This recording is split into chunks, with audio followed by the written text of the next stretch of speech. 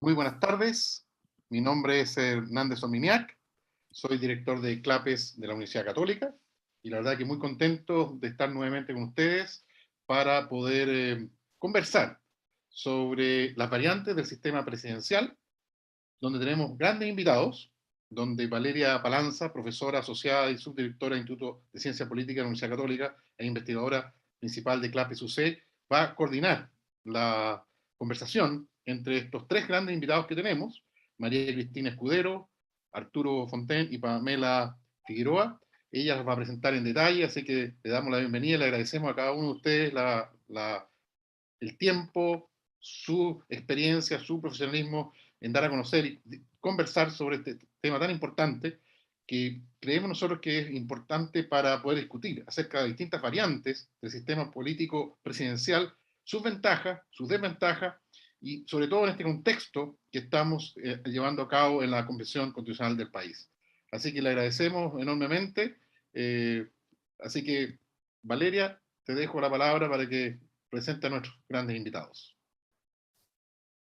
Muchas gracias. Entonces agradezco a Hernández Ominiac, que es el director de CLAPES, y paso a presentar a nuestros panelistas. Estoy muy contenta, tenemos un panel muy destacado. Voy a presentar en primer lugar a Arturo Fontaine. Arturo tiene un currículum muy extenso, pero solo voy a destacar que es profesor de filosofía de la Universidad de Chile y de la Escuela de Artes Liberales de la Universidad Adolfo Ibáñez. Es miembro del Consejo Asesor Nacional de CLAPES UC, y entre sus múltiples publicaciones se cuenta su libro muy reciente de este año, titulado La pregunta por el régimen político, que, como notarán, es de mucha relevancia para la conversación de hoy. Quiero presentar también a Pamela Figueroa. Pamela es politóloga y doctora en estudios americanos por la USACH. Es Master of Arts en Estudios Latinoamericanos por la Universidad de Georgetown, profesora del Instituto de Estudios Avanzados de la Universidad de Santiago y coordinadora académica del Observatorio Nueva Constitución. Entre el año 2014 y 2018, Pamela fue jefa de la División de Estudios del Ministerio SECPRES, siendo una de las coordinadoras del proceso constituyente abierto a la ciudadanía, impulsado por la presidenta Bachelet. En el año 2019 también fue parte de la mesa técnica del Congreso para el proceso constituyente, es parte de la red de politólogas, a la cual también integramos María Cristina Escudero y yo, y es integrante del Consejo Asesor del Observatorio de Reformas Políticas de la UNAM-OEA, además de ser autora de diversos libros y publicaciones académicas. Y María Cristina Escudero es profesora del Instituto de Asuntos Públicos de la Universidad de Chile, es doctora en Ciencia Política por la Pontificia Universidad Católica, y es Master of Arts en Estudios Latinoamericanos también de la Universidad de Georgetown en los Estados Unidos. Es abogada por la Universidad de Chile, fue integrante del Comité de Sistematización de la Etapa Participativa del Proceso Constituyente impulsado por el Gobierno de Chile en 2016, y participó en la mesa técnica del Congreso para el Proceso Constituyente en 2019. También María Cristina escribió y publicó este año un libro, Asambleas Constituyentes en América Latina, Aspiraciones de Igualdad, Participación y Libertad, que también, como verán, es de mucha relevancia para nuestra conversación. Entonces, eso con las presentaciones, como podrán ver, es un panel de lo más destacado. Antes de comenzar con los sustantivos, quisiera pasar un aviso. Y es que invitamos a la audiencia a plantear preguntas por el chat, por este chat, ¿no?, de este medio, o dirigirlas al correo de CLAPES UC, que es clapesuc@uc.cl. Entonces ahora sí, voy a plantear algunas ideas, algunas reflexiones que surgen, digamos, cuando empecé a pensar en esta conversación para el día de hoy. Digamos, me quedé pensando porque llevamos meses debatiendo el sistema político, tanto como país como comunidad UC, y entonces, digamos, no me resultaba tan sencillo ver cómo enfocar esto, y me parece que dado que al principio, ¿no es cierto?, la conversación sobre el sistema político estuvo planteada en términos bien generales, o de manera más bien amplia, acerca de los pros y contras de los tres sistemas conocidos, ¿no es cierto?, el presidencialismo, el parlamentarismo y el sistema semipresidencial, que entre paréntesis es un sistema híbrido, ¿no? Y no debe ser confundido como una alternativa que está a mitad de camino de los otros dos sistemas, sino que realmente tiene unas características propias.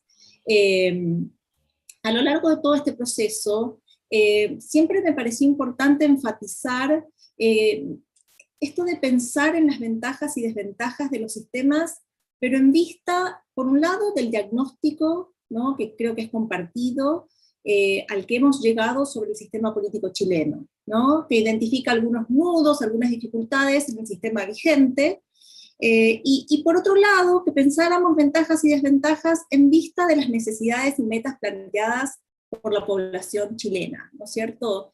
Entonces, no tanto en abstracto, sino más bien aterrizarlo a los problemas y necesidades del país.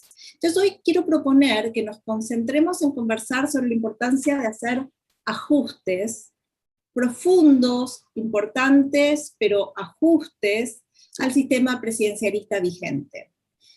La meta, podríamos decir, que es agilizar el funcionamiento del sistema político, ¿no? Básicamente que se pueda legislar, con todo lo que eso significa. También es desbloquear la toma de decisiones para que las políticas públicas puedan dar respuesta a las demandas de la población. Y de la mano de esto, y muy fundamentalmente, que se pueda relegitimar la democracia chilena, ¿no? Y esto es clave, además, en sí mismo, pero además para cerrar la puerta a soluciones antidemocráticas, ¿no? Y que uno siempre ve el riesgo de eso. La tesis que he avanzado durante estos meses, y no creo estar sola en el diagnóstico, es que hay algunos arreglos puntuales del sistema presidencial particular que existe en Chile, que han trabado el proceso de toma de decisiones o de reformas de políticas públicas. Y esto ha generado descontento en la población. Estos arreglos puntuales son varios y podríamos enumerar, digamos, y quizás tengamos tiempo de hablar sobre todos los que entregan prerrogativas legislativas a la presidencia. Pero voy a destacar dos arreglos puntuales que, digamos, sí son muy importantes de modificar. Por un lado, la existencia de mayorías calificadas, ¿no es cierto? Esto es mayorías de más de la mitad más uno, lo que también se conoce en Chile como quórums calificados, que son necesarios en Chile para la aprobación de asuntos que en otros países son materia de legislación ordinaria. Entonces esto es uno de los nudos, ¿no es cierto?, identificados. Lo segundo que quiero mencionar es la muy extendida exclusividad de iniciativa legislativa de la presidencia, que en Chile incluye, y las quiero enumerar porque son muchas e importantes, ¿no es cierto?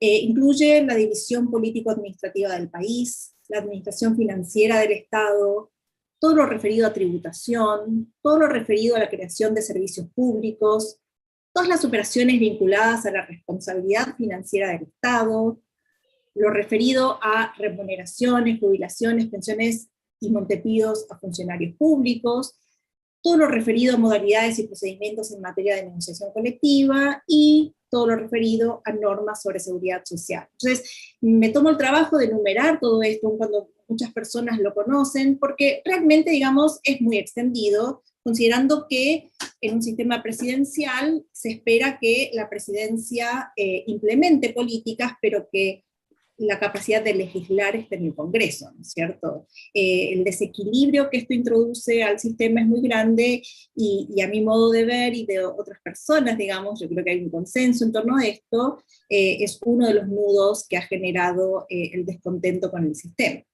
Entonces, para destrabar el sistema político y devolver la capacidad de legítima representación de las preferencias ciudadanas al Congreso, sabemos muy bien lo que habría que hacer. Y no es necesario, yo digo, me gusta repetir, no es necesario reinventar la rueda, ¿no? Con sistemas cuyos equilibrios hoy no tenemos claros y que podrían resultar muy mal, ¿no? Es mi temor. habiéndose evaluado en la Convención Constitucional en estos últimos tiempos los tres sistemas que serían como los candidatos que mencioné, parece que se va moldeando un consenso acerca de la conveniencia de avanzar hacia un sistema presidencial equilibrado, al menos ese es mi entendimiento, que sería un sistema presidencial, pero muy distinto al que tenemos hoy, ¿no es cierto? Y esto porque yo creo que se llega a esta conclusión porque, digamos, lo cierto es que el sistema parlamentario, que puede ser atractivo por muchos motivos, es muy cierto que también podría concentrar aún más poder en el Ejecutivo del que tiene la presidencia hoy. Y por otro lado, el sistema semipresidencial, que como les decía es un híbrido, tiene riesgos que ha llevado décadas resolver en otras latitudes y que también resultan preocupantes. Entonces, mi propuesta sería, ¿no?, para la discusión, para la conversación, que ajustemos lo que tenemos, que fortalezcamos el Congreso y demos curso a la representación democrática que allí toma fuerza. Por otro lado, que generemos una Cámara territorial que permita la representación en igualdad de la diversidad de realidades que viven las regiones, ¿sí?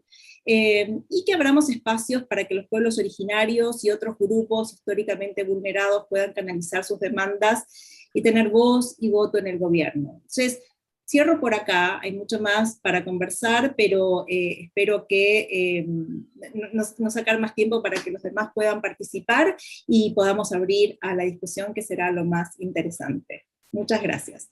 Entonces ahora le paso la palabra a Arturo. Muchísimas gracias, Valeria. Muy interesante tu presentación.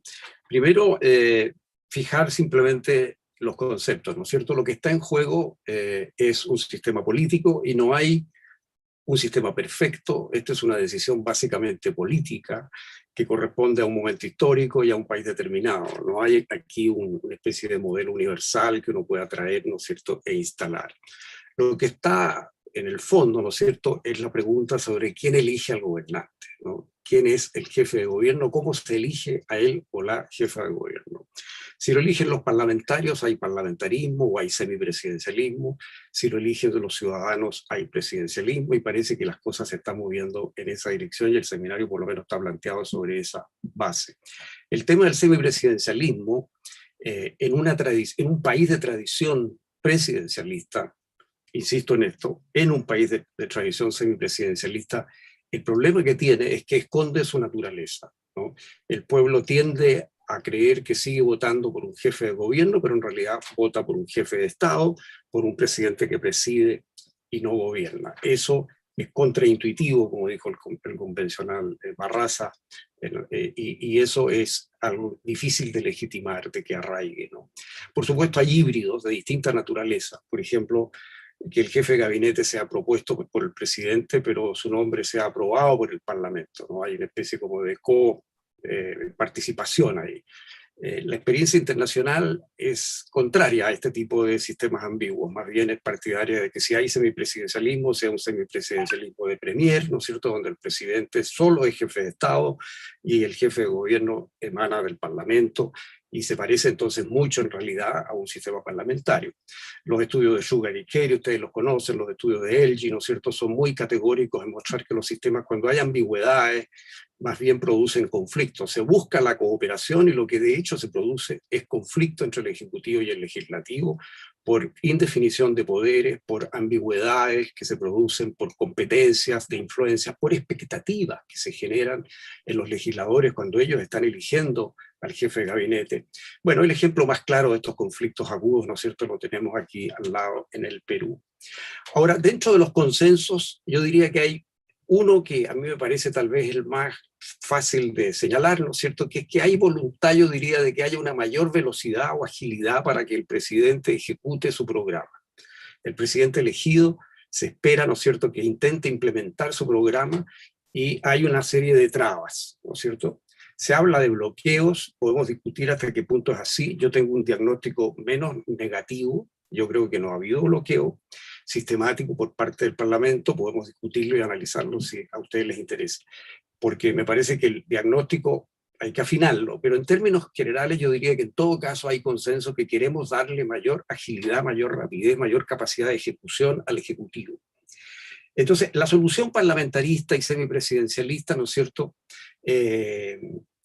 no logra el objetivo, no logra ese objetivo, porque si el objetivo es hacer menos probable los gobiernos de minoría, que es el problema que normalmente se señala, y eliminar, ¿no es cierto?, los quórums exagerados de 2/3, por ejemplo, y otras trabas de ese tipo. Bueno, los gobiernos de minoría sobreviven en los regímenes parlamentarios y semipresidencialistas, y según la estructura de partidos, si hay multipartidismo y si se dan ciertas condiciones, bueno, tienden a ser extraordinariamente frecuentes, como ocurre en Suecia, como ocurre en Noruega, como ocurre desde luego en Dinamarca o en España, donde son, digamos, la regla, o porcentaje sobre el 70% de los casos, digamos, donde hay gobiernos de minoría. Acaba en Suecia de asumir la primera ministra Andersson, ¿no es cierto?, y es un gobierno que parte en minoría, ¿no?, en Suecia. Es decir, en Portugal acaba de caer un gobierno, sistema semipresidencial de Premier, ¿no es cierto?, acaba de caer Costa, que gobernó 6 años un gobierno de minoría. Es decir, las minorías no son una característica del presidencialismo, permean cualquier régimen y más bien dependen del sistema de partidos. Pero lo que queremos es que haya menos gobiernos de minoría, que eso sea menos frecuente de lo que hemos tenido, ¿no es cierto?, donde solo se ha dado en el caso de la presidenta Bachelet, en los últimos 30 años, digamos, que hubo en el segundo gobierno solamente que hubo mayoría. Entonces queremos que haya mayor probabilidad de gobiernos de mayoría. A mí me parece que la fórmula que más consenso está suscitando en las conversaciones y que es la más sencilla de implementar y tal vez la de mayores consecuencias de todo lo que se está hablando en términos de consecuencias, de efectos, digamos, es desplazar la elección parlamentaria a la segunda vuelta presidencial.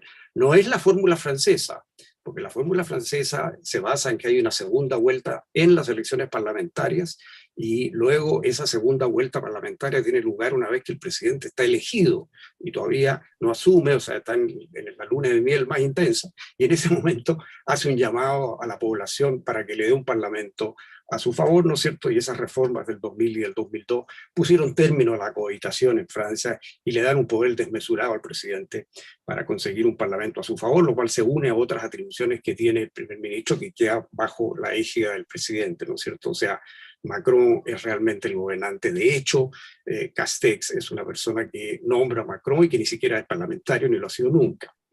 Entonces, el sistema de francés es distinto que lo que estamos proponiendo. Lo que estamos pensando más bien es que sea junto con la segunda vuelta. O sea, si estuviera este sistema en vigencia, estaríamos el domingo votando por los dos candidatos, Boric y Kast, y por un candidato parlamentario, digamos, ¿no es cierto? Entonces, eso tendría varios efectos. El primero es que aunque habría voto cruzado, lo probable es que eso fuera no la regla. La regla sería que la gente más bien alinearía su voto parlamentario con el voto presidencial y que el presidente tendría mayoría.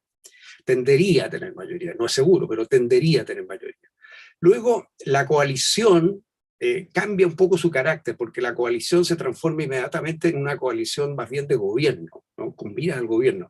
Basta comparar lo que ha sido la primera vuelta de lo que es la segunda, menos de perspectiva de gobierno, ¿no es cierto?, cómo cambian los programas, cómo se ajustan, cómo cambia la perspectiva. La primera vuelta tiene un carácter un poco más testimonial, la segunda vuelta sí que es ya una vuelta propiamente política.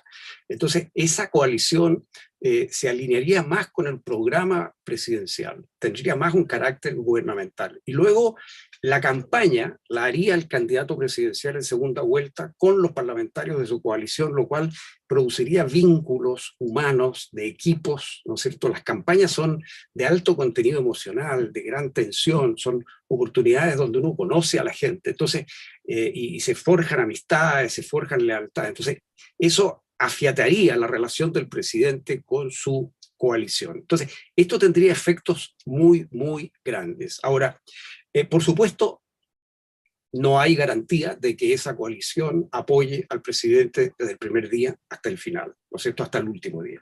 Pero en ningún régimen democrático se puede dar esa garantía, ¿no es cierto? Forma parte de la democracia el que un gobernante pueda perder una parte del apoyo que comenzó. Entonces, ningún sistema puede garantizar que un presidente tenga una coalición de apoyo de comienzo al final. La segunda objeción, que es más delicada, es hasta qué punto esto rompe los pesos y contrapesos de un sistema presidencial que se basa justamente en que haya pesos y contrapesos, en contraposición a un sistema parlamentario en el cual hay fusión de las tareas legislativas y ejecutivas, ¿no es cierto? Yo diría que hay dos características que van en la idea de los contrapesos. Primero, no hay disolución. El presidente no tiene ese poder que tiene el primer ministro, ¿no es cierto?, de un régimen parlamentario, un régimen semipresidencial, que es provocar una elección a mitad de camino, lo cual los parlamentarios no lo quieren, ¿no? Y eso es algo que disciplina al Parlamento, es un enorme, es el arma más poderosa que tiene, y que aunque no se use, está siempre ahí, ¿no es cierto? Entonces, eso no lo hay, eso le da más autonomía a los parlamentarios para evaluar las leyes, aunque sean de la propia coalición. Y luego yo creo que aquí surge un argumento para promover la idea de dos cámaras, ¿no? Y de dos cámaras con poderes reales, porque una de ellas puede ser elegida por partes, ¿no? Y eso entonces hace que no prime un momento en la definición de todos los poderes, ¿no? Un día electoral donde todo se juega. Vemos el impacto emocional que producen de repente algunos factores, muchas veces alentados hoy día desde las redes sociales, ¿no? El inmenso poder de contagio emocional en materia política y otras materias que tienen las redes sociales y el efecto polarizador que han estudiado autores como Alcott, Sandstein, etcétera, que tienen las redes. O sea, estamos en un mundo en el cual ese es un problema que hay que abordar. A mí me parece que el presidencialismo está mejor equipado para esto, porque al establecerse que haya una cámara que se elige por partes, por ejemplo por mitades, como lo tenemos nosotros, o por tercios, como en Argentina o en Estados Unidos, tú tienes la posibilidad de enfriar un poco esas emociones, emociones que vistas en perspectiva resultan insensatas o inconducentes o mejorables, ¿no es cierto? Tú le das un tiempo a eso. Para tener el poder total se necesita sostener una mayoría, una corriente de opinión mayoritaria durante un tiempo relativamente prolongado, y eso, sometida a crítica, esa proposición, esa corriente sometida a deliberación, decanta ideas y me parece que enfría un poco la emocionalidad y impide la instantaneidad. Yo siempre me acuerdo de la frase de Orbán, ¿no es cierto? Víctor Orbán, el líder de Hungría, que es un líder autocrático en los hechos, pero que ha mantenido y respetado todas las normas del parlamentarismo de Hungría, desde el punto de vista formal, digo, y él tiene una frase que a mí me marcó mucho cuando la leí la primera vez, dijo, solo necesitamos ganar, le dijo a su partido, una vez, pero entonces propiamente, y lo logró, y cambió la Constitución, el Tribunal Constitucional, el Servicio Electoral, el sistema electoral, controló los medios de comunicación, se hizo de todo el poder en un día. Eso me parece muy riesgoso. Entonces tenemos que combinar, y es un equilibrio que no es matemático, no es un equilibrio así que uno diga, aquí está, digamos, ¿no? Pero tenemos que combinar, por una parte, que el presidente tenga capacidad de ejecución real y tenga tienda a tener una coalición que lo respalde, y por otra parte, que haya pesos y contrapesos. Estas no son reglas matemáticas, son lo que Madison llamaba invenciones de la prudencia. Llego hasta ahí por ahora y podemos conversar más por el camino. Muchas gracias, Arturo. Entonces, sigue María Cristina.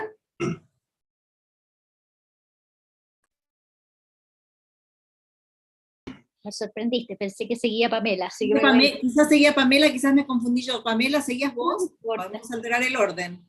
¿No? Igual, perdón. Como quieras. Pamela, ¿sigues tú? No, está bien, Cristi, no, como quieran, no, tampoco me hago problema. Así que ya Cristina está ahí preparada. Ya. Bueno, yo primero voy a hacer un como disclosure. Yo soy de aquellas personas que opinan que en realidad el presidencialismo tiene pocas capacidades de resolver los problemas que realmente el sistema político el chileno tiene en el momento. Entonces a mí me gustaría un cambio de gobierno, ya a un semipresidencialismo, a un parlamentarismo, pero entendiendo que la propuesta y lo que estamos haciendo, voy a ir como por parte, ¿verdad? Focalizando, bueno, si nos quedamos con el presidencialismo, ¿qué hacemos con él? ¿Ya? y probablemente voy a ir mezclando porque me cuesta esto del presidencialismo, defender ciertas cosas por mis propias convicciones, pero a ver, el presidencialismo tiene virtudes, ¿verdad?, que están en su origen, ¿ya? El presidencialismo se basa en los chequeos y contrapesos al Ejecutivo para que el poder no se concentre, y eso es lo que, y eso, ¿verdad?, no lo debiésemos perder como esencia para tratando de que el Ejecutivo tenga un rol más protagónico y pueda llevar a cabo su programa. Entonces yo a veces veo con un poco de preocupación que empezamos a, en vez de fortalecer el Congreso, como decía Valeria al principio, para mejorar la representación y que realmente haya chequeo y contrapesos en regla, que son las virtudes del presidencialismo, la ciudadanía tiende a querer tener un presidente o presidenta más fuerte, ¿verdad?, para que haga lo que prometió que iba a hacer en la campaña, que al final esa es la tensión que tiene el presidencialismo, ¿verdad?, que tiene estas dos como voluntades soberanas divididas entre el presidente y el Congreso, y la ciudadanía tiende a mirar al Ejecutivo más que al Congreso para que le provea de bienes y servicios, ¿verdad? Entonces ahí hay una tensión que yo digo, bueno, es bien difícil en un presidencialismo dar el gusto ahí, ¿ah?, porque no le podemos pedir una cosa que es distinta a lo que el presidencialismo hace, ¿ya? Entonces, la única forma de hacer eso, ¿verdad?, es cambiando de régimen de gobierno, es ir hacia un sistema en que el Ejecutivo nazca del Parlamento y se unifique, ¿verdad?, el gobierno con esa voluntad soberana, ¿verdad? Ahora, yo entiendo que más que otras consideraciones, la Convención ha dudado en el cambio de régimen de gobierno porque ve en la cultura política chilena una tendencia, o sea, como infranqueable el hecho de elegir al jefe de gobierno, ¿verdad?, al que realmente va a ejecutar el programa de gobierno, y eso, claro, eso pareciera ser más distinto en un parlamentarismo o un semipresidencialismo, porque solo elegiría indirectamente el Congreso o el Parlamento, aunque yo digo, bueno, están bien presidencializadas esas elecciones, uno sabe por el primer ministro por el cual se está votando, ¿ya? Pero si nos quedamos en el presidencialismo, creo que efectivamente hay que darle un rol más protagónico al Congreso, ¿ya? Ojalá no unicameral, si es que tenemos un sistema de descentralización efectivo, ¿ya? Si seguimos sin un sistema de descentralización efectivo, en realidad el bicameralismo pierde un poco el sentido, ¿ah? Y lo digo porque no por la razón que dice Arturo de que tiene que haber, o sea, efectivamente, ojalá las decisiones sean lo más sopesadas y fuera de la contingencia posible para que sean con una perspectiva de largo plazo, sino que me parece que la representación gana si es que tú tienes una cámara baja con una representación de personas, de ciudadanos, ¿verdad?, muy focalizada en la elaboración de leyes, ¿verdad?, en conjunto con el Ejecutivo, y concentrar ahí esa labor de fiscalización y de legislación con el Ejecutivo, con todas las instancias que se requieren, el trabajo de comisiones, el plenario, ¿verdad? O sea, que tenga una decisión pausada, y dejar al Congreso con funciones, o sea, al Senado con funciones más específicas, ¿ah? Que no se repita, no hacer un Congreso espejo, porque eso ha de alguna manera alejado, yo creo, la representación de la ciudadanía, ¿ah?, en estas tramitaciones que son tan largas, que tienes una decisión en la Cámara de Diputados y una decisión distinta en el Congreso, que obviamente hay que unificar en una comisión mixta, pero que no sé si se resuelve quitando los quórums solamente, los quórums calificados, ¿verdad?, que para que se vincule mejor las mayorías con la decisión. Yo creo que que cuando tú tienes un Congreso que es más chico, o sea, un Senado que es más chico, donde cada senador vale mucho más en su peso específico político que los diputados, de alguna manera alteras ahí el sentido de la representación y de la decisión legislativa, ¿ya?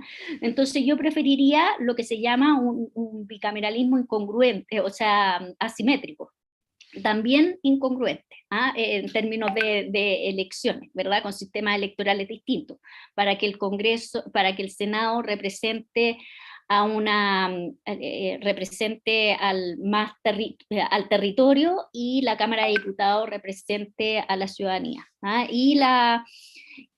bueno, no es que no representa a la ciudadanía lo otro, claro, es cómo se ejerce el voto, ¿verdad? Y el sistema de representación.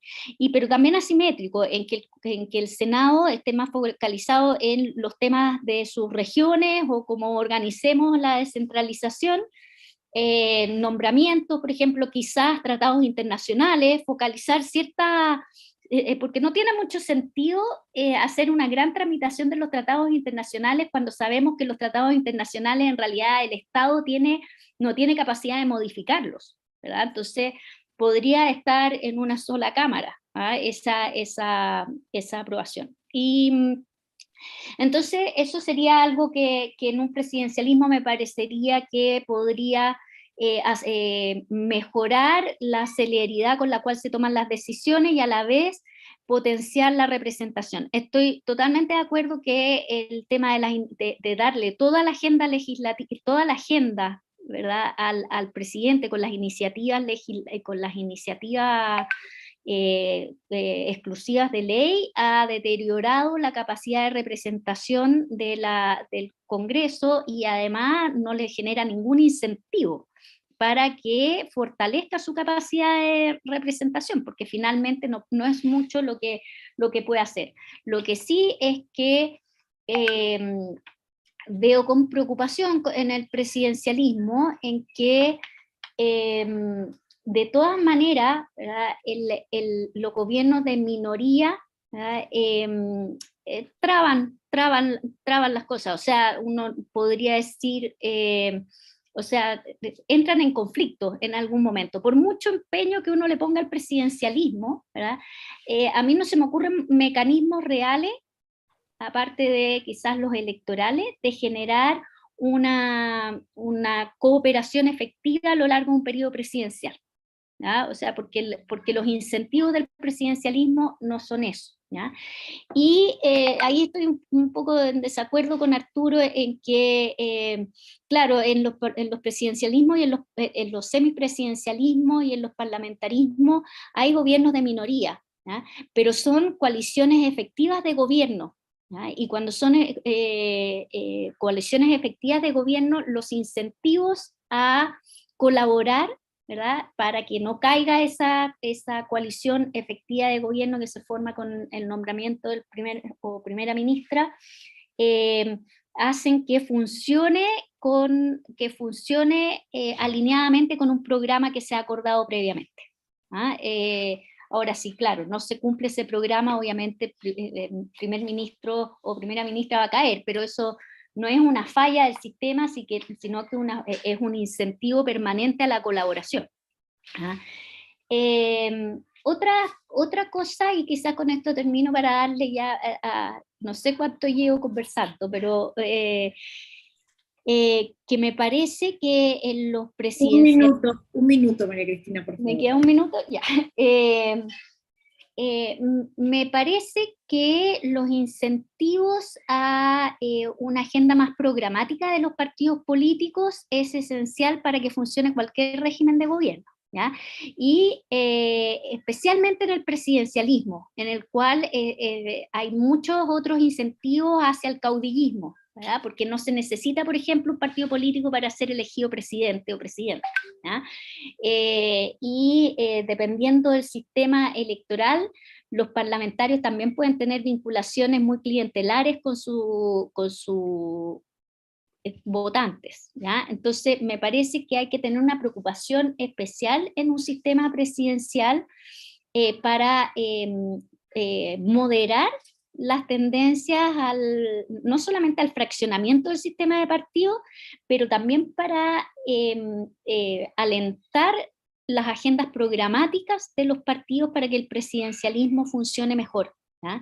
Y eso probablemente nos lleve a replantearnos el sistema electoral en el que estamos, ¿ya? Que no ha logrado dar ese incentivo a los partidos todavía. Se han hecho esfuerzos importantes porque se cambió la ley de partidos y obviamente el financiamiento público genera incentivos, pero el sistema electoral no ha permitido, todavía es muy individual, todavía es a la persona, ¿verdad? Porque esto es de listas abiertas, como lo tenemos, que si bien uno debiera fijarse en el voto por lista, ¿verdad? Y fortalecer y generar una combinación virtuosa, la verdad es que no lo logra.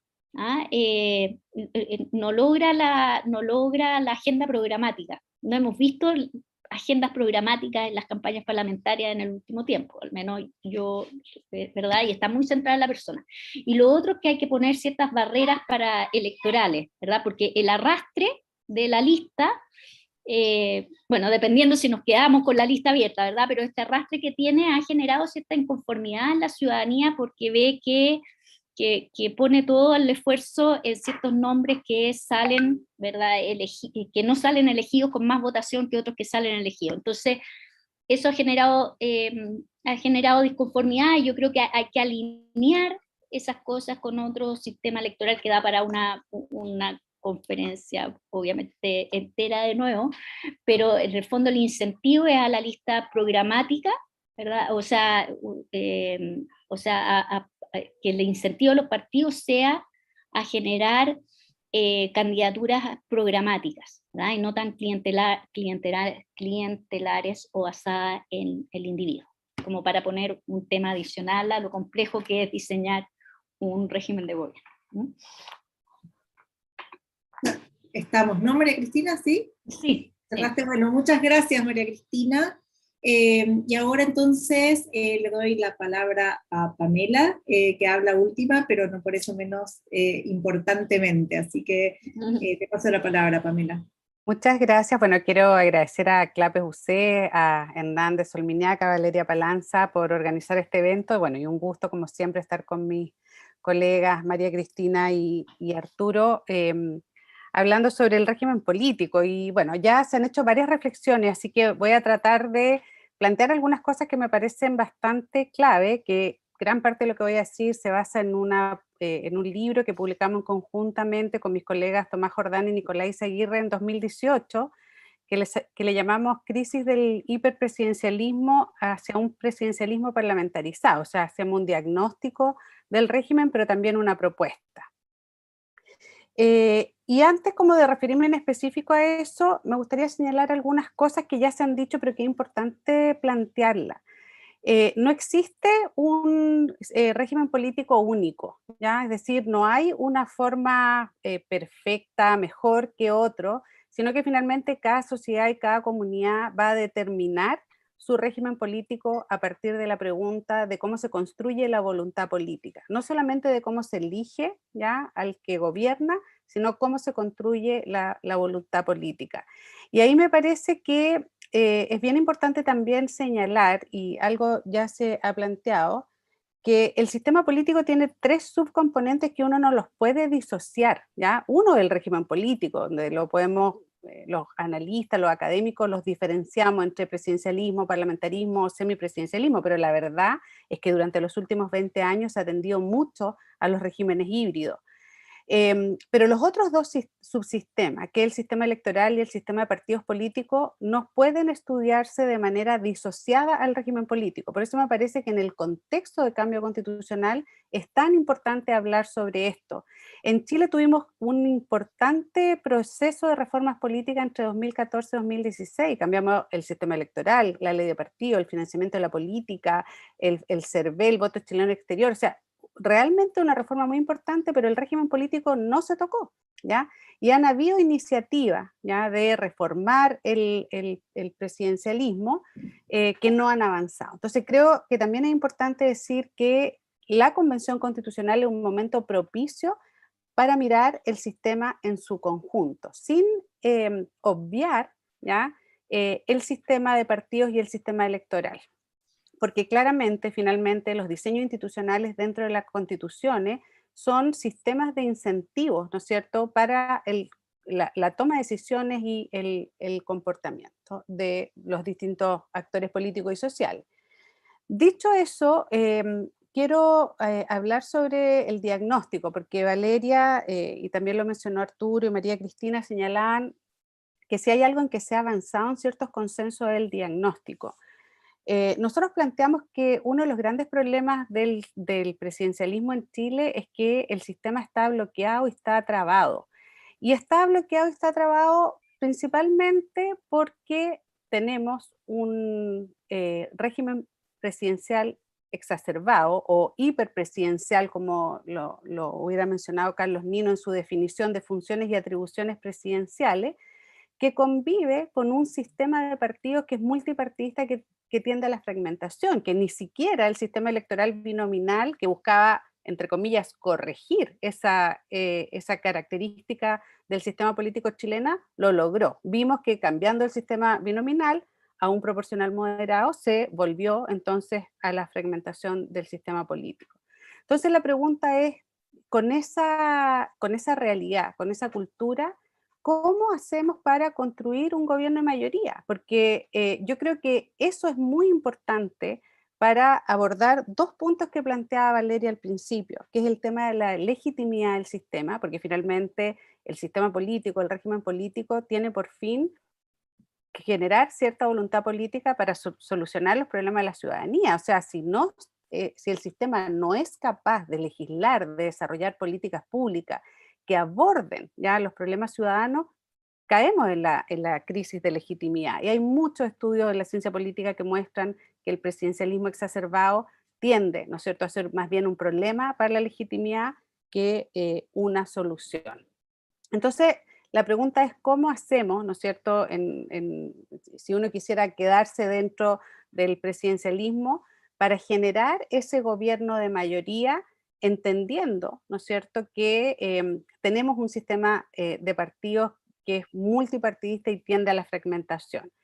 Ahí coincido plenamente con lo que decía María Cristina, y es que nosotros tenemos un sistema electoral que tiende a carreras no solamente individuales, sino sumamente individualistas. Y eso creo que es lo que genera este bloqueo y esta traba entre el Congreso y el presidente, porque finalmente el Congreso tiende a un comportamiento más bien corporativo frente al presidente de la República, no necesariamente a través de coaliciones. Y eso es por la individualización de las carreras políticas que genera también, creo, parte de la desinstitucionalización del sistema de partido en Chile. Porque muchas veces se habló que en Chile funcionaba el presidencialismo con un multipartidismo porque el sistema de partido era institucionalizado, que era posible hacer presidencialismo de coalición, que también es un tema que se ha estudiado mucho en América Latina, pero a medida que el sistema de partidos hace más de una década tiende a la desinstitucionalización, el presidencialismo entró en este problema, ¿no es cierto?, de estar bloqueado y totalmente trabado. Eso incluso le pasó a Michelle Bachelet en su segundo mandato, que, como bien decía Arturo, ha sido el único gobierno en los últimos 30 años que tuvo mayoría en ambas cámaras. Entonces ahí, claro, hay dispositivos específicos, el sistema electoral se cambió, los altos quórum que decía Valeria, yo creo que también es un tema, pero uno no puede solucionar ya ese tema del bloqueo si es que no mira el proceso en su conjunto.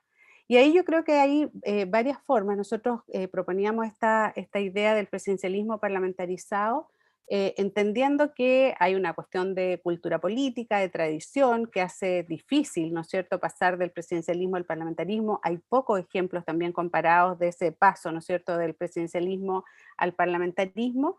Pero yo creo que antes de mirar los dispositivos así como en detalle, uno tiene que hacerse la pregunta ¿para qué? ¿Ya? Y yo creo que el para qué es generar un equilibrio, ¿no es cierto?, en el proceso de toma de decisiones en una sociedad que está mucho más abierta a la información, que está mucho más demandante, ¿no es cierto?, de participar en la toma de decisiones. Entonces, una cosa clave en el diseño del régimen político es que hay que equilibrar no solamente al presidente con el Congreso o a la presidenta con el Congreso, sino que hay que incorporar un tercer actor, que es la ciudadanía, ¿ya? Y hay que incorporar en el diseño institucional mecanismos de participación ciudadana entre elecciones. Entonces, ¿cómo hacer eso? Yo creo que ahí hay varias cosas. Uno, buscar los mecanismos institucionales que permitan y hagan el esfuerzo mayor de que tengamos gobiernos con presidentes de mayoría, ¿ya? Nosotros proponemos una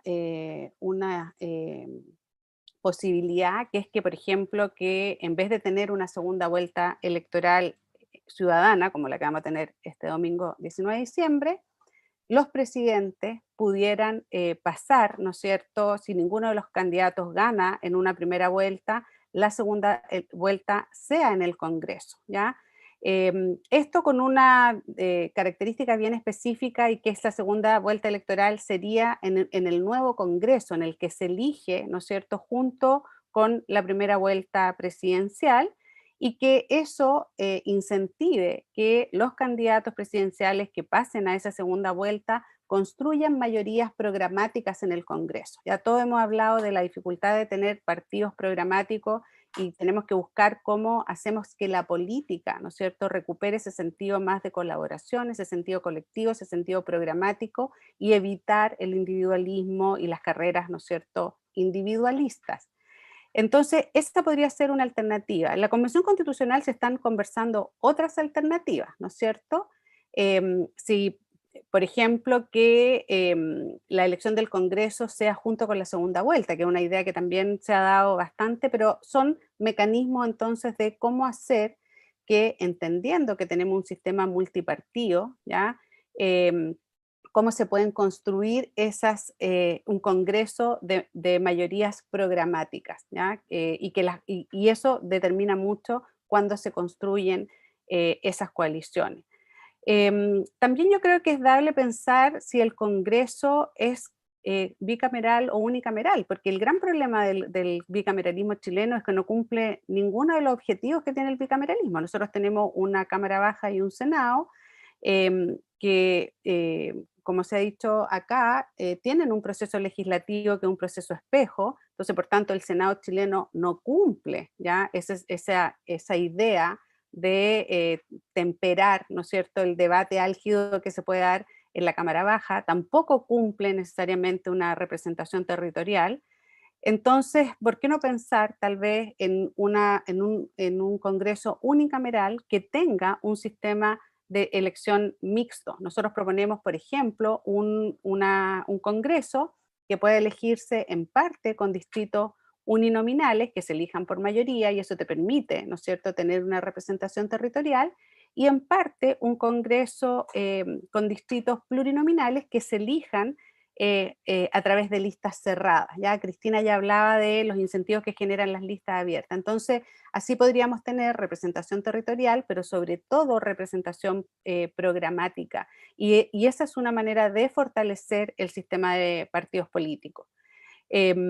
Y creo que, bueno, hay varias alternativas que uno podría evaluar. ¿Y qué pasa, por ejemplo, si realmente la Convención Constitucional observa con mayor preferencia tener un Congreso bicameral? ¿Cómo hacemos que ese Congreso entonces sea asimétrico, y cómo hacemos cuál de las cámaras, ¿no es cierto?, se inclina al proceso? Porque tú puedes hacer un diseño del proceso legislativo que realce, ¿no es cierto?, la cámara con más representación, que es la Cámara Baja, en vez de la cámara más territorial. Pero también, en tercer lugar, creo que es bien importante incorporar mecanismos de democracia directa entre las elecciones, porque uno de los grandes problemas que tiene las democracias representativas actuales, y ese no es un problema solamente de Chile, creo que es de gran parte de las democracias liberales occidentales, por lo menos, es que la representación, ¿no es cierto?, que es una de las dimensiones de la democracia, requiere ya fortalecerse con mecanismos institucionalizados de participación y deliberación, que son las otras dos dimensiones de la democracia. ¿Cómo fortalecemos esa participación y esa deliberación? Y hay varios mecanismos que se implementan, por ejemplo, en países como Uruguay, donde un régimen presidencial, también con multipartismo, ha incorporado mecanismos de participación de la ciudadanía que son incidentes en el proceso de toma de decisiones, y eso además va generando redistribución del poder. La Comisión de Sistema Político ya está dando sus primeros pasos. Nosotros en el Observatorio Nueva Constitución analizamos los programas de los convencionales constituyentes, la mayoría se planteaba por el semipresidencialismo, pero era bien interesante porque no es que tuvieran una propuesta semipresidencial, sino que lo que querían era como equilibrar esta relación entre ejecutivo y legislativo, y ahora están hablando del presidencialismo atenuado, el presidencialismo equilibrado. Hay una posición bien minoritaria parlamentaria que yo creo que no va a tener como mucha fuerza al interior de la Convención Constitucional, pero también es interesante, por ejemplo, el año 2016, en los diálogos ciudadanos que convocó la presidenta Bachelet, ya las personas ahí se manifestaron, por ejemplo, por un Congreso unicameral o por mayor equilibrio entre el presidente y el Congreso, y eso es porque también se ve, esto que mencionaba Valeria al principio, que cuando el sistema está trabado, está bloqueado, los que ven las consecuencias son la propia ciudadanía, porque la legislación y la política pública no logra resolver los problemas ciudadanos. Así que me quedo hasta ahí ya por tiempo y a ver si alcanzamos a hacer algunas preguntas o comentarios. Gracias. Gracias, Pamela, y gracias a los tres panelistas. Me alegra ver que hay algunos consensos, ¿no? En medio de las disidencias hay algunos consensos. Uno que me gusta bastante a mí es esta idea de la necesidad de tener representación territorial, ¿no es cierto? Podemos tener como distintas propuestas en términos de si eso se puede hacer a través de una cámara o dos. Yo tiendo a pensar que 2 cámaras es mejor, por este problema de la sobrerepresentación, por ejemplo, de la zona central, ¿no? De Santiago y demás.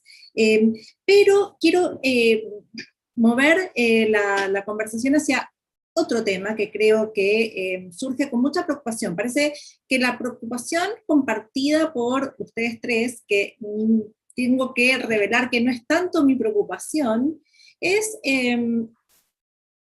la importancia de generar mecanismos de cooperación entre ejecutivo y legislativo, ¿no es cierto?, entre la presidencia del Congreso, en vista de que muy posiblemente Chile enfrente gobiernos de minorías, ¿no? Entonces Arturo hablaba de cómo evitar gobiernos de minorías, y Pamela y María Cristina hablaban de cómo generar mecanismos para la cooperación en la presencia de minorías. Yo creo que muy posiblemente, ¿no es cierto?, y en tanto sigamos con el sistema electoral que tenemos y otras características de los partidos y demás, vamos a tener gobiernos de minorías, y no lo veo como un problema. En América Latina hay muchos sistemas presidenciales que funcionan y funcionan bien con sistemas multipartidistas, ¿no?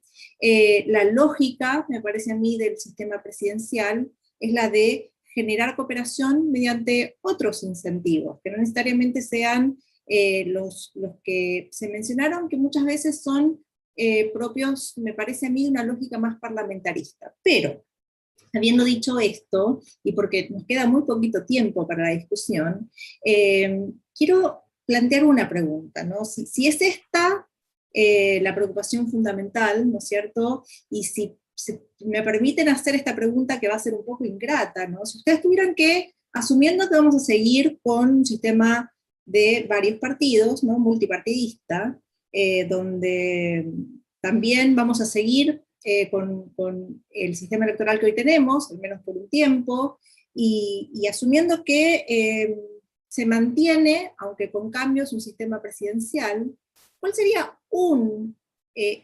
la clave que ustedes querrían resaltar para fomentar esta cooperación que ustedes han enfatizado, ¿no es cierto? Entonces, seguimos con un sistema presidencial ajustado, con sus ajustes. ¿Cuál sería quizás uno de los ajustes que ustedes considerarían claves para facilitar estos mecanismos de cooperación que mencionan? Porque yo me respaldaría más en hablar que el sistema presidencial y los checks and balances, ¿no?, van a asegurar la cooperación, aún con un sistema multipartidista. Pero me pareció intuir que ustedes lo ven diferente, entonces me gustaría podemos conversar sobre eso y nos quedan pocos minutos, así que además, brevemente, por favor.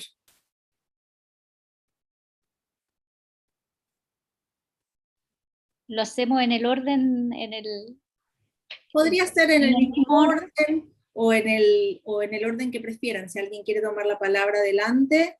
Si Bueno, quieres, yo tomo la palabra. yo voy a partir. Ganaste. Sí, yo creo que si tuviera que definir así como por dónde partir, porque no es que haya una sola cosa, creo que hay que revisar el sistema electoral, de cómo se elige el Congreso, porque tú puedes tener muchos ajustes, ¿no es cierto?, a las atribuciones presidenciales, que a veces como que se ve, si uno, a veces como que la discusión se fue si concentra o no poder el presidente, y yo creo que ese no es el único problema, ¿ya?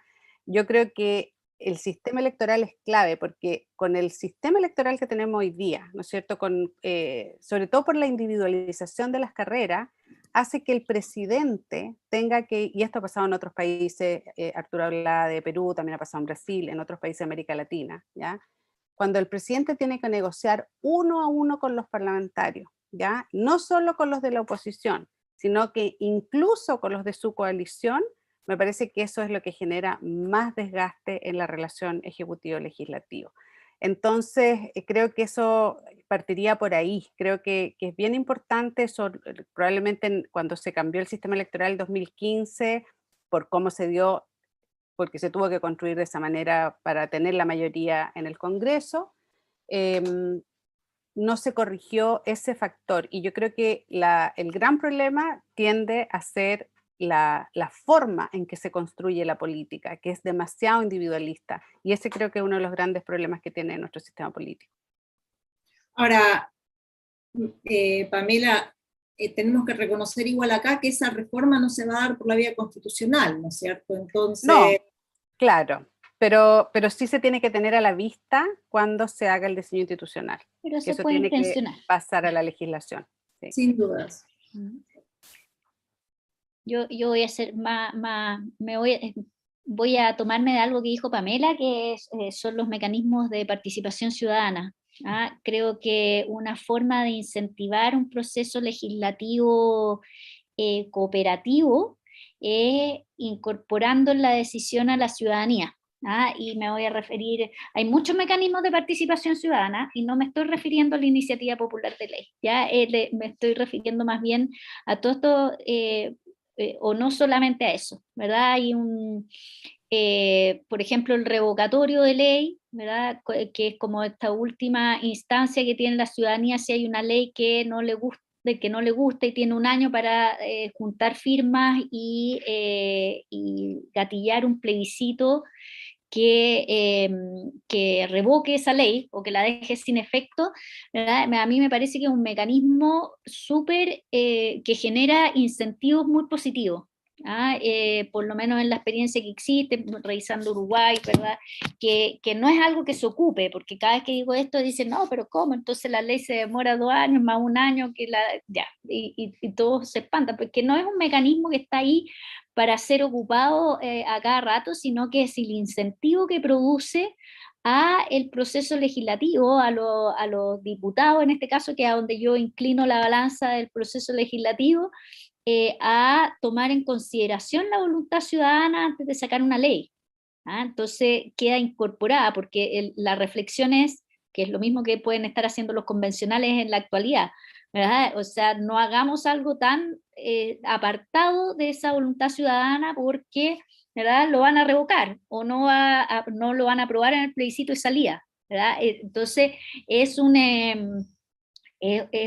incentivo, ¿verdad? Que dentro de los mecanismos de participación ha mostrado tener hartos dientes, ¿ya? Pero también si es que el Congreso se tranca, ¿verdad?, y no legisla sobre algo que está muy de lo cual hay mucha presión, ¿verdad?, que la ciudadanía también tenga cierta capacidad de iniciativa legislativa, me parece bien, aunque la experiencia, o sea, no para que sea decidido por plebiscito directamente, sino para forzar al Congreso a hacer la discusión legislativa sobre un tema. ¿ah?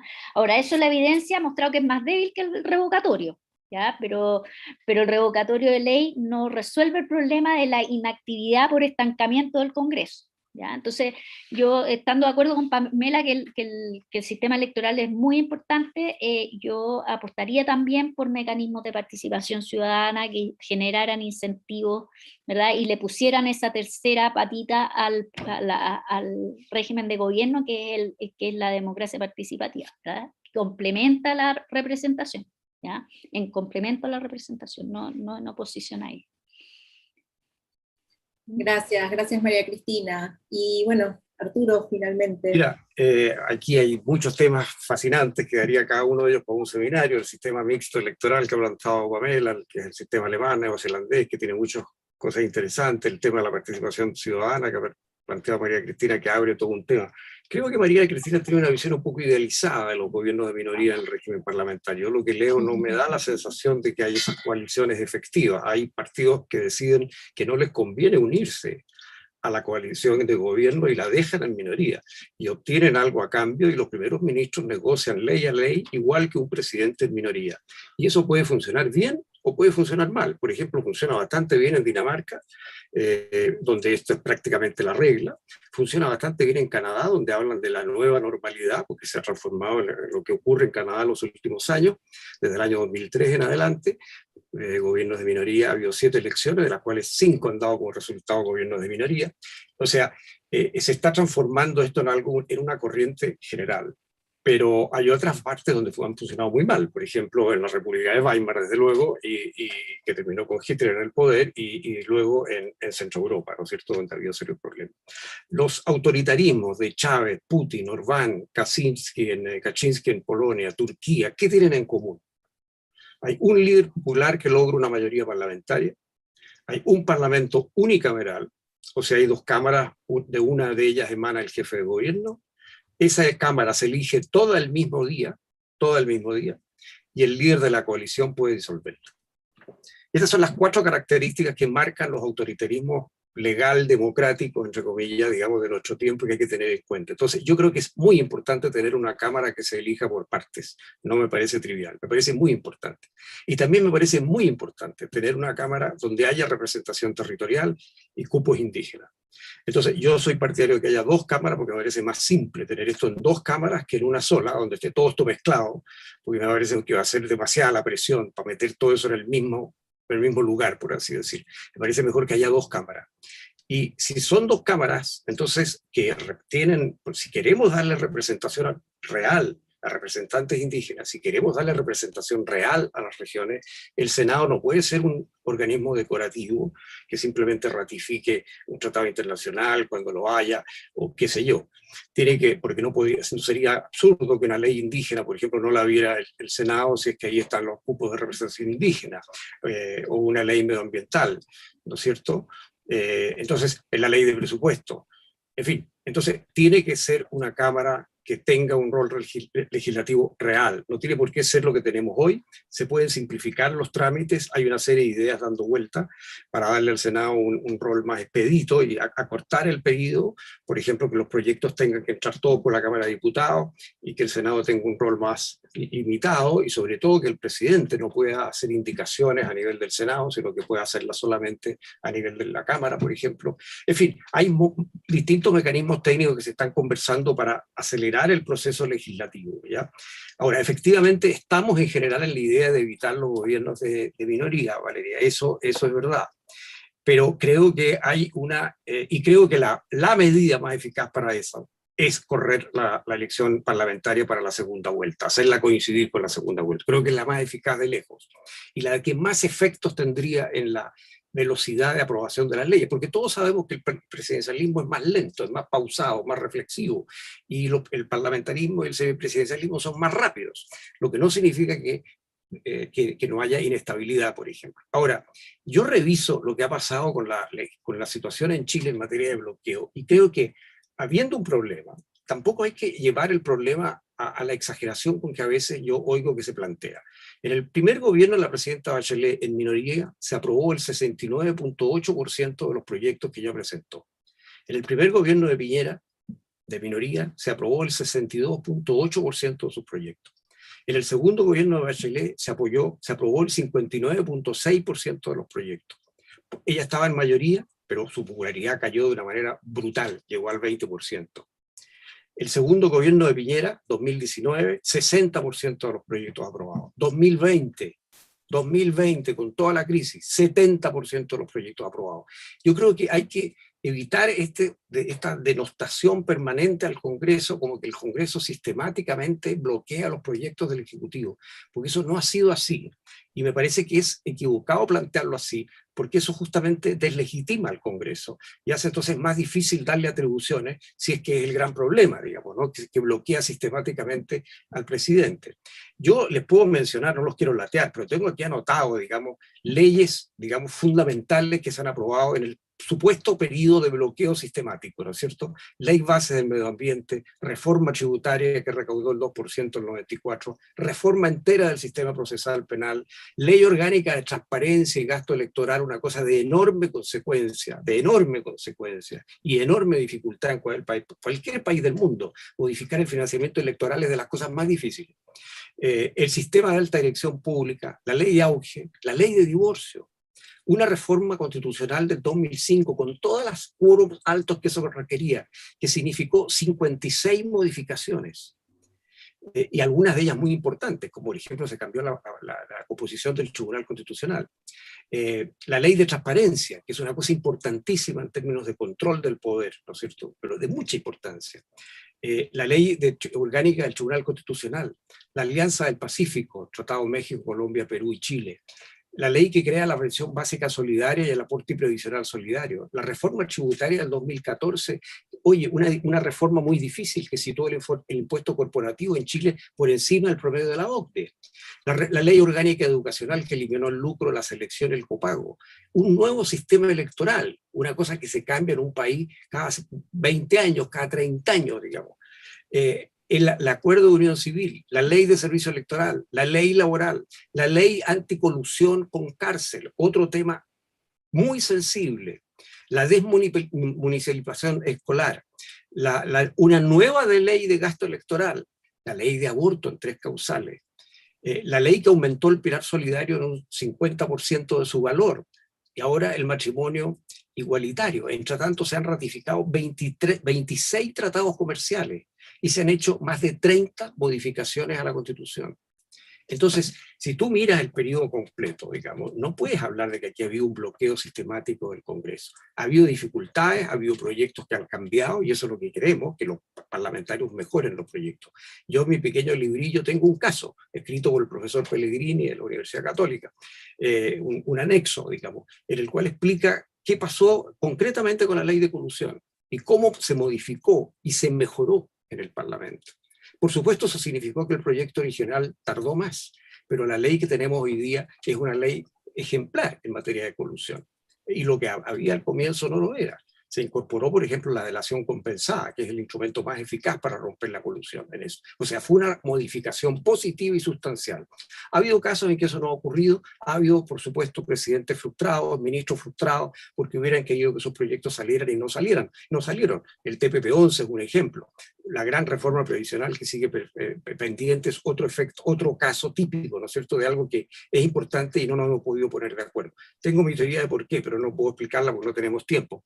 Pero hay una explicación. Pero en todo caso quiero decir de que tenemos que avanzar hacia que haya gobiernos de mayoría, sí, pero tampoco tenemos que pensar de que el sistema ha estado todo este tiempo irremediablemente bloqueado, que es la tesis de Linz, y yo creo que la experiencia ha demostrado una y otra vez falsa.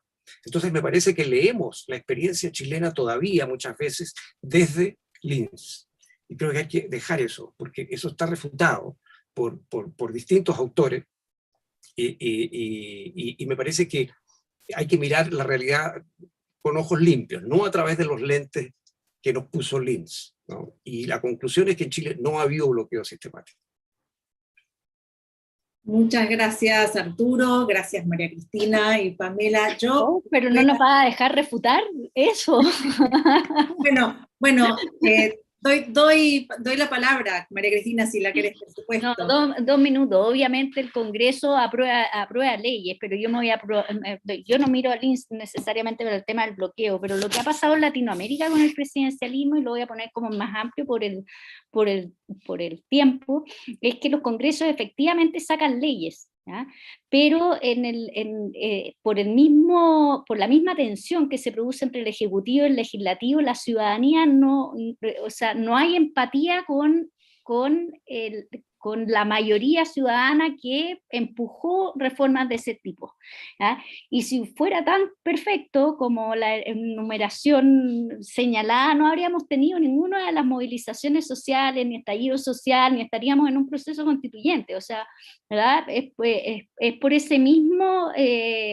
por esa misma frustración que le genera al Ejecutivo que su programa de gobierno, el cual se votó en la ciudadanía, es como medio trasquilado en el camino, ¿verdad? Y hay conformismo con la ley que se pudo tener y no con la ley que se quería tener, que finalmente es lo que distancia, ¿verdad? Y un poco vulnera la representación. Yo sé que la representación también está en el Congreso, pero esta dualidad, ¿verdad?, que tensiona el proceso. No sé, ¿verdad? No sé si Pamela quiere Sí, decir. coincido. Yo creo que hay que mirar el resultado. A veces nos quedamos solo en el procedimiento, pero el número de leyes no necesariamente te da cuenta de lo que se avanzó. Yo creo que el proceso es muy complejo y la crisis de legitimidad que vive Chile es el mejor ejemplo de que el sistema político no está respondiendo a lo que la ciudadanía espera, y yo creo que esa es la pregunta que hay que hacerse. Bien. Yo no quería cerrar, María Cristina, hiciste muy bien en llamarme al orden, pero no, la intención no era, pero sí es cerrar, porque estamos sobre la hora, pero también quería tratar de concluir. Yo creo, es mi parecer, ¿no es cierto?, que el proceso legislativo, si se quiere, ha estado un poco trabado, ¿no es cierto? Y ha estado desvirtuado, ¿no es cierto? Por estas dos cosas que señalé, que voy a volver sobre ellas porque creo que son la clave de la trabazón. No trabazón, digamos, para generar resultados, pero sí para que los resultados nazcan y representen las voluntades del legislativo, ¿no? Y por ende de la ciudadanía. Entonces, de nuevo, ¿no es cierto?, el hecho de que el Congreso en el sistema actual no pueda iniciar legislación importante, ¿no?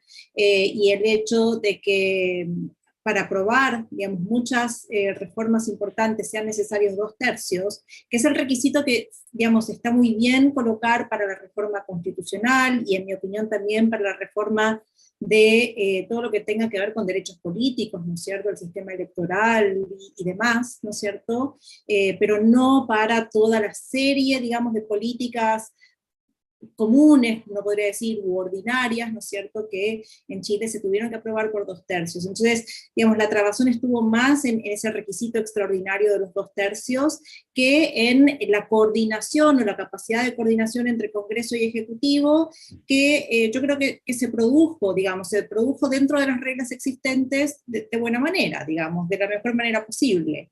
Entonces, yo confío, digamos, en la posibilidad de tener gobiernos que aún en minoría puedan gobernar, ¿no es cierto? Sobre todo si la regla para gobernar es la de la mitad más uno, ¿no? Para generar acuerdos de legislación ordinaria y no los 2/3. Aun cuando rescato los 2/3 para determinadas cosas puntuales, porque sí creo que igual, digamos, algunas cosas puntuales requieren de mayor estabilidad. Y entonces en ese caso, claro que hay que preservarlo. Estamos pasados de la hora, entonces es súper ingrato el rol que me toca tener, pero es el rol que me dieron, me asignaron. En realidad es culpa de Hernán, así que con esto en realidad le voy a dar la palabra a Hernán para el cierre. Agradezco muy profundamente a los tres panelistas por sus opiniones, por digamos, el tiempo que nos dedicaron y por los motivadoras de sus ideas. Y Hernán, te paso la palabra. Muchas gracias, Valeria. Muchas gracias, María Cristina, Pamela y por cierto Arturo también. muy interesante. Yo seguí con mucha atención cada una de sus intervenciones. Creo que iluminaron la discusión. Creo que son útiles para tratar de ver cómo podemos avanzar. Y obviamente esto nos gatilla, por cierto, seguir trabajando y tratar de encontrar recomendaciones más precisas después, más adelante, para poder avanzar en el desarrollo del país. Así que le agradezco a ustedes y también a todos los que estuvieron escuchando esta conversación, y esperamos poderlos ver pronto en una nueva situación, en un nuevo seminario que nos permita conversar sobre estos temas y otros de políticas públicas que tratamos en CLAPES. Así que muy buenas tardes y muchas gracias. Muy buenas tardes, que estén bien. Gracias. Muchas gracias. Gracias. Muchas gracias, que estén bien. Chao, chao.